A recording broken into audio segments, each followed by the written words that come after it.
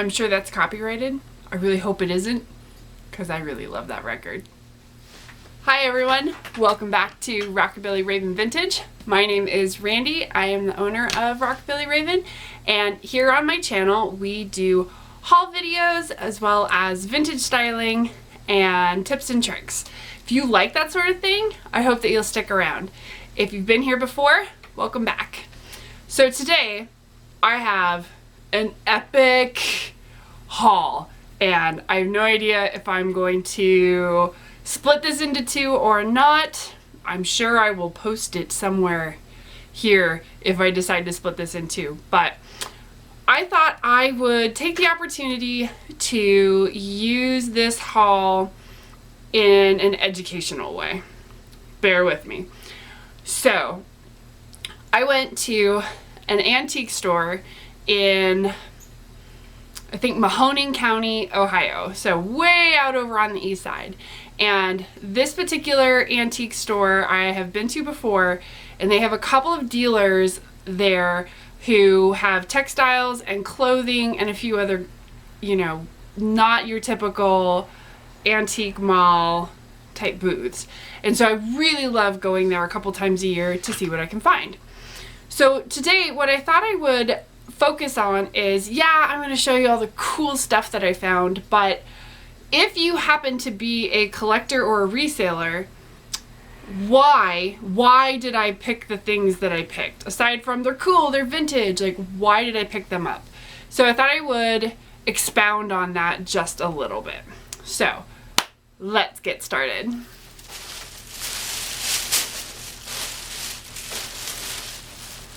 Do you see this humongous bag? Yes, I know it has a Kmart logo on it. They must have got all the bags from when Kmart went out of business, but this is all vintage hats. I love me some vintage hats. So there were a lot of booths that just had random vintage hats plopped into their booths. And so I picked up a good number of them because all of these vintage hats were under $5. Vintage hats are very particular in that they have to have something. They have to have some zing, some pop. And so this first one is a beautiful mauve pink mohair vintage hat. It has a fantastic mark on the inside, and as you can see, it has this, oh my gosh, look at it. It's rhinestones and it's beaded and it's awesome, and oh my gosh, it's in perfect condition, and the price was right. This was actually in a clearance booth, and I think this particular hat was maybe $1, maybe $2. It's decidedly from the 30s, 40s, and I just couldn't get over this. This is so cool. I picked this up, of course, for price and because it's vintage, but also because it just has something different. It has some pop to it. So when you're deciding on things that you're going to add to your collection or that you're going to add to your potential online store or online platform, I highly recommend that whatever it is, it better be unique, because as you can tell by the number of YouTubers out there, we can all find vintage, but what makes your vintage potentially different is that one-of-a-kind unique factor, like my cool pink hat. Next was this awesome 1960s gray wool bubble hat. It also has the 100% wool mark there on the inside. So again, this one was only a couple of bucks at this antique mall, and as you can see, it has this cool little detail right here. And I picked this up, again, price was fantastic, but it also has a neat detail. Oh yeah. And you can add something to this. You can add a rhinestone brooch, you can add a leaf, you can add any number of things so that your hat can transition through fall, winter, spring, especially because this one is a gray wool.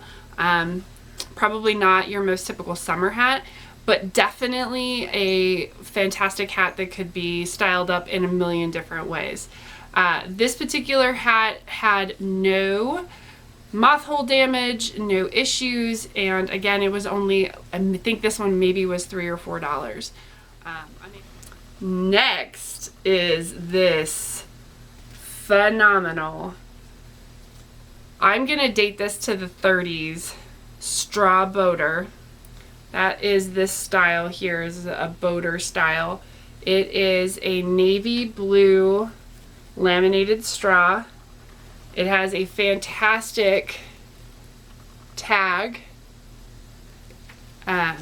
It still has the elastic intact, and it has this huge orangey red bow, and it has some wire to the bow, so you can like make the bow stand up, you can make the bow a little bit lower. I don't typically pick up hats that have netting because the netting is almost 100% always broken. But this particular hat, the netting is not actually meant to come down over your visor area. It's actually decorative, and so I went ahead and picked it up because look at it. Look at this bow. Like, I can't. It's just phenomenal. I really made sure that the wire in the bow was in good shape. The netting, for the most part, I didn't find anything broken or super damaged. Now I'm thinking about it because I left it in a bag for almost a month.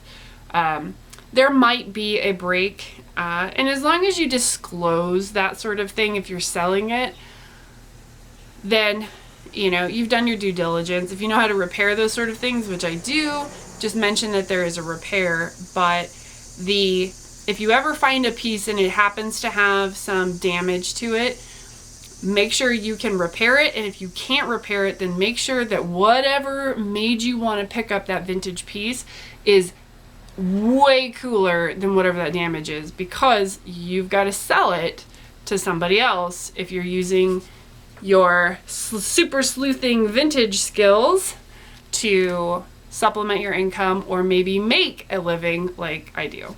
So really awesome 1930s hat. I think this one was $4. So really fantastic. Next, we have a really fun, I want to call it a tam, but I know it's not a tam. I will put somewhere in here what type of hat this is, because I can't think right now apparently. Has awesome details. Isn't that amazing? It's got this cool little millinery detail there. Great mark. There is no moth damage. All I have here is a 1960s Union made tag. So fantastic 1960s topper. Really great. Again, very affordable. I will tell you that something to remember is that having a really fantastic detail like this gives it pop, gives it uniqueness, but do not overestimate the fact that people need staple items in their wardrobe too. This particular hat is definitely leaning towards silver accessories, Aurora Borealis crystal accessories, not brass accessories. And so when someone might be looking for a cashmere wool hat to add to their collection, if it has something like silver embroidery or silver applique on it, or even rhinestones, it might deter someone as well. So just as a note, don't forget to pick up good basic usable items as well as your unique one-of-a-kind items. All right, continuing on with hats, this late 1960s, early 1970s hat was the most expensive thing that most expensive hat from this haul. This hat was, I believe it was $8, but it was well worth it. This high top hat is just phenomenal. It's got this great little bow in the back, and it is a madcap from the 60s. It is straw. I shouldn't say straw. It is a woven straw with sort of a fabric intertwined with it, with like a ribbon intertwined with it. Really awesome, really statement. So what's cool about this particular hat, and is also why I picked it up, is that it does cover those two bases that I have just talked about, which are, it is a basic enough color and cut and style that it could be used as a neutral, as something that could go with a bunch of different outfits, but it's also unique and statement enough to really stand on its own as well. This hat is in perfect condition. There's not a single solitary thing wrong with it, and especially because it's got this high crown and it's got that really fantastic ability to just show off and showcase an outfit, showcase a hairstyle. It's going to be a great piece to add to the store. We'll be lucky to see if I don't just keep it, because I really like this hat, as you can tell. Next in hats, I'm kind of sad that I ended up doing like a really epic hairdo today, because I'd love to try this on for you guys. So this hat is a pre-made turban. It is black velvet with a beautiful little like rose on the front. And you could potentially think that it's a more modern piece because of how well made it is. But this is a 1970s does 1920s pre-made turban, and think Stevie Nicks, think that whole long hair with a turban style, and that is exactly what this is. It is a fabulous 70s does 20s. It's in really, really good shape. There are no dings or damage to the vintage netting on the inside, and the cotton velvet is in beautiful shape. This was only like $3, and I just had to pick it up to put in the store because it was just a really beautiful piece.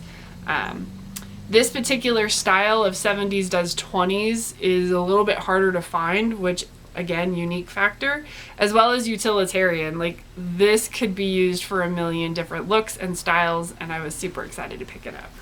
All right, and last for our hat haul is the most adorable 1940s cap ever, and I got it for $2. I happen to remember that this one was $2.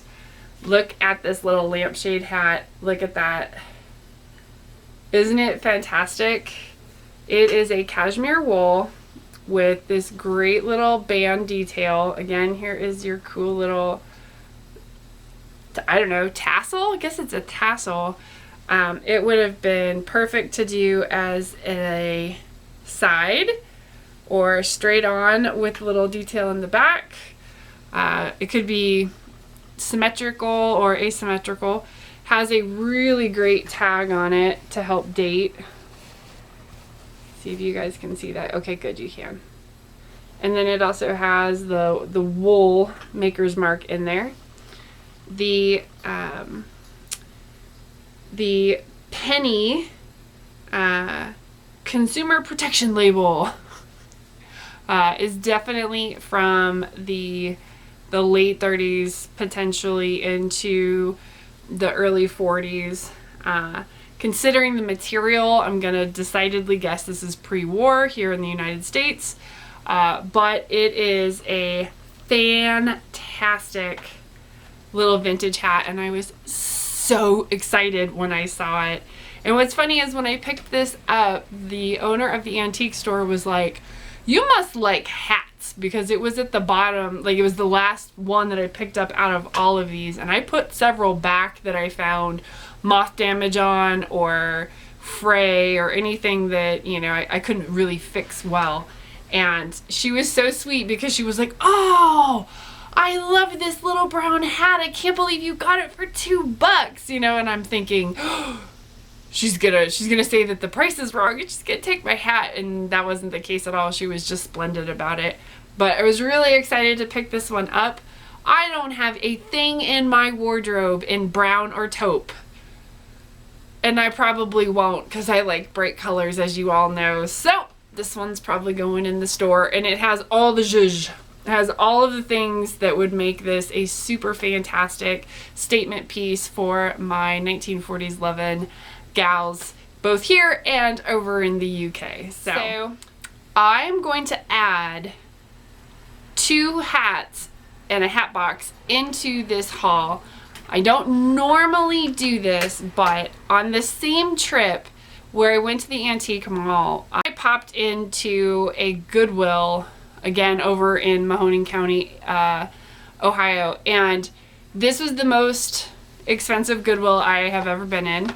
It seems to be a running theme over there on the PA border, and I filled up a cart with so much cool stuff, and I put it all back except for these 2 hats that I am going to add into this hat haul because the prices were so exorbitant, it's not even funny. So I picked up this, kind of matches my outfit, fantastic pillbox. It's from the 60s. As you can see, it had a little $2.99 sticker on it. Sadly, it has this woo on there, but my plan is to tack it and fix it so that it is not a problem. It is a fantastic blue cotton velvet pillbox, and for $2.99 I couldn't pass it up. It has this Union Makers Guild tag on it, and the inside is in really good shape. Again, I could take the entire netting off if I wanted to and just sell a fantastic very royal blue velvet hat. So it would be a wonderful staple piece as well as a really interesting topper. So we're gonna add that one into our haul. And then this is the only other thing that I got at this Goodwill. I gotta lean. We're leaning. Lean with me. So here's the one little bag from the Goodwill. So on top of a display was this box. Can you see this hat box? Is this not a beautiful hat box? And it even has a metal base on it. So on the display of this Goodwill is this sitting like up on a bookshelf. It's just sitting there. And I'm like, that is a fantastic hat box. The colors, it was just beautiful. And then inside the hat box, they didn't even pull the item out because I wanted the hat box. I open up the hat box and I see this. Right, but here's the best part. Ready? It's a hat. It's a fantastic hat with a really beautiful pin. Can you see that pin? And a lovely tag. Says A. Ethel and Aurora Original. And so this is probably a custom made in the 60s piece. It's a glorious hat. Look at it. We're just gonna leave that there. Look at it. Love it, love it. Really, really fantastic. And what is so cool about it is there is a matching blouse. So this beautiful blouse, it needs some love, but it is the same fabric as the hat. It has a fitted bust. It has a zipper down the back. It has no tag, so again, I think this was a custom set, that there was the blouse and the matching hat, and inside the box I found a tag that said hats are $5. So I went to the counter and I said, I found this hat with the blouse in the hat box and it said $5, and the girl was like, oh well, again, because everything was so overpriced. I mean, their vintage coats were $50 to $80. I mean, they thought they were an antique store. It's a Goodwill. It was a Goodwill. And so the gal said, well, if the price tag says $5, then it's $5. I'm like, okay, well, how much is the blouse? And she's like, well, we don't normally sell a lot of clothing. And they didn't. It was a Goodwill without clothes. Weirdest thing ever. Regardless, she said, you can have the hat box and the hat and the blouse for $5. Sold! And so I picked those up. Like I said, I don't normally add things in, but there was enough hats that I just decided, since I only picked up these 2 things at that particular Goodwill, I'll throw them in with this hat haul. So, all right, my friends. I jinx myself every time, but we are definitely cutting this video into at least 2 parts. I hope that you enjoyed this little hat haul. I have certainly enjoyed showing you all of these great pieces. Again, whether you're picking things up for your own personal wardrobe collection or you're picking them up for resale on one of the different platforms, or if you're doing both, those are just some of my tips on why I pick up the things that I pick up, as well as what I think about when I am sourcing pieces for the store as well as for myself. Again, just to recap, Originality, something that makes it go pop, as well as can it be used with multiple outfits? Can it be used as a staple? If it fits both of those things, holy grail. If it at least fits one or the other, just make sure it's sellable, it's in good repair, no holes, no damage, and that you can date it properly. If you have any questions, feel free to leave those in the comment box below. I hope that this video has blessed you in some way, and I sure look forward to seeing you again in the future. Have a great day.